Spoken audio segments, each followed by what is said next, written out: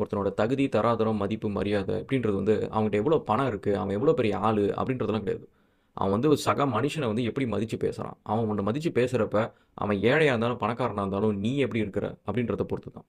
இப்ப இருக்கிற வீடியோவ நீங்க பார்த்தீங்க அப்படின்னா, உங்களுக்கும் எனக்கு வர அதே கோவம் தான் வரும்.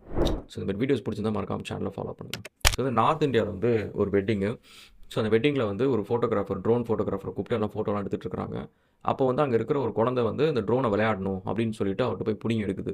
அவரு வந்து ட்ரோன குடுக்க மாட்டேங்கிறாரு. ஏன்னா அவரோட வாழ்வாதாரமே அதுதான். ஸோ அவரோட பொழப்பே அத நம்பி தான் இருக்கு.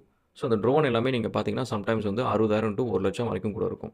ஸோ அவங்க அத நம்பி வாழ்க்கைய ஓட்டிட்டு இருக்காங்க. ஸோ அப்படி இருக்கப்ப அத நம்பி ஒரு குழந்தைகிட்ட குடுக்க முடியுமா? அண்ட் ஆல்சோ ட்ரோன்ஸ் வந்து ரொம்ப ரொம்ப dangerous.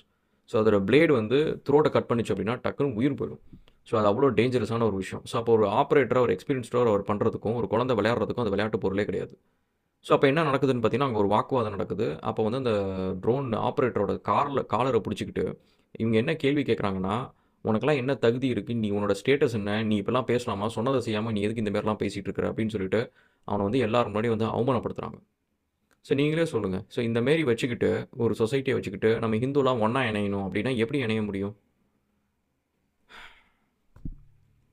So think about it.